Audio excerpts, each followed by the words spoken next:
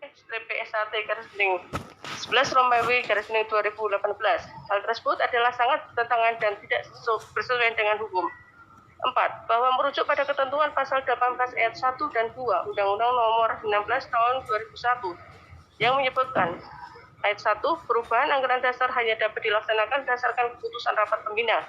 Kedua, rapat pembina sebagaimana dimaksud dalam ayat 1 hanya dapat dilakukan apabila dihadiri oleh paling sedikit 2/3 dari jumlah anggota pembina. Berdasarkan ketentuan hukum tersebut di atas, maka penggantian pengurus Yayasan Setia Hati Ternate yang dilakukan oleh para penggugat menjadi tidak sah dan sehingga patutlah untuk dibatalkan. 5. Bahwa para tergugat menolak dalil para penggugat pada poin 7 dalam gugatannya, yang pada intinya menyebutkan bahwa tergugat satu adalah bukan pengurus persaudaraan Setia Hati Ternate, melainkan hanya sebagai warga biasa. Perlu para tergugat sampaikan di sini bahwa pernyataan para penggugat itu sangatlah mengada-ngada dan cenderung menyesatkan, mengingat semasa kepemimpinan almarhum Tarmaji Budi Harsono, Ketua Umum sebelumnya. Tergugat satu adalah berkedudukan sebagai pengurus Yayasan Persaudaraan Setia Hati Ternate, sebagaimana dibuktikan dalam akta berturut-turut. Akta nomor 06 tertanggal 6 Oktober 1999 yang dibuat di hadapan Win Martanto Notaris dan PPAT di Kota Madiun tentang akta perubahan Yayasan Setia Hati Ternate Pusat Madiun, di mana tergugat satu berkedudukan sebagai ketua 3.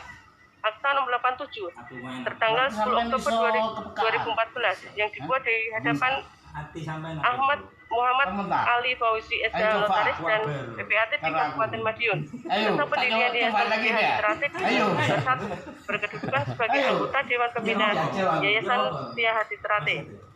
Akta nomor 342 tertanggal 29 Juli 2016 yang dibuat di hadapan melu ya Nusantara ning kono ya. Notaris dan PPAT di Kabupaten Madiun tentang pernyataan keputusan rapat Yayasan Setia Hati Ternate, di mana tergugat satu berkedudukan sebagai ketua Dewan Pembina Yayasan Setia Hati Ternate.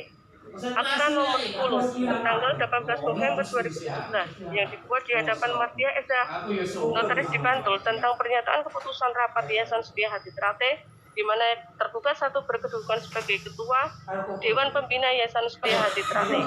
Dengan demikian telah terbukti dan tidak terbantahkan lagi bahwa gugatan yang dibuat oleh para penggugat adalah gugatan yang sangat mengada-ngada hukum, sehingga oleh karenanya haruslah ditolak.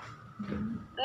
Bahwa para tergugat menolak dalil para penggugat pada poin 8 gugatannya, yang pada intinya menyebutkan bahwa para tergugat telah mengaku-ngaku sebagai pengurus yayasan sehingga tidak mempunyai kualitas untuk melakukan pengurusan sehingga menimbulkan ketidakpastian dalam pengelolaan yayasan.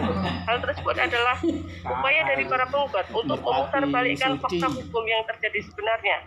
Sebagaimana yang telah diuraikan tersebut di atas, justru terbukti para penggugatlah yang tidak mempunyai kualitas di dalam melakukan pengurusan yayasan, mengaku-ngaku sebagai pengurus sehingga menimbulkan ketidakpastian di dalam melakukan pengelolaan yayasan.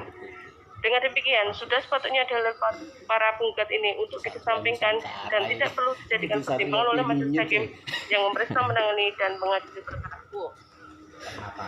7. Bahwa para penggugat sepertinya kurang memahami apa yang dimaksud dengan ganti rugi akibat perbuatan melawan hukum. Perlu kami jelaskan di sini bahwa kriteria perbuatan melawan hukum adalah: A. Melanggar hak subjektif orang lain, B. Bertentangan dengan kewajiban hukum pelaku, C. Bertentangan dengan kaidah kesusilaan, dan D. Bertentangan dengan kepatutan. Bahwa dalil para penggugat dalam gugatannya tidak menjelaskan sama sekali perbuatan manakah dari para tergugat yang termasuk kriteria perbuatan melawan hukum tersebut di atas. Dengan demikian jelas terlihat para tergugat tidak melakukan perbuatan melawan hukum. 8. Bahwa merujuk pada pendapat M. Yahya Harahap SH dalam bukunya yang berjudul Hukum Acara Perdata tentang Gugatan Persidangan Penyitaan Pembuktian dan Perputusan Pengadilan pada halaman 455 pada intinya menyebutkan bahwa ganti rugi adalah yang dapat diperhitungkan secara rinci, objektif, dan konkret. Mengingat tidak ada perincian tentang ganti kerugian yang berkaitan dengan perbuatan melawan hukum yang dilakukan oleh para tergugat, maka gugatan para penggugat patutlah untuk ditolak. 9. Bahwa oleh karena tidak ada perbuatan melawan hukum yang dilakukan oleh para tergugat, baik secara material maupun imaterial, maka sudah seharusnya tidak ada ganti kerugian yang harus dibebankan kepada para tergugat, serta tidak ada pula biaya perkara yang harus dibebankan kepada para tergugat. 10. Bahwa para tergugat menolak dalil para penggugat nomor pada poin 10 dalam gugatannya yang pada intinya menyebutkan adanya permohonan sita terhadap aset pribadi milik para tergugat, baik yang bergerak maupun yang tidak bergerak. Permohonan yang dilakukan oleh para penggugat tersebut adalah sangat mengada-ngada dan tidak berdasar hukum.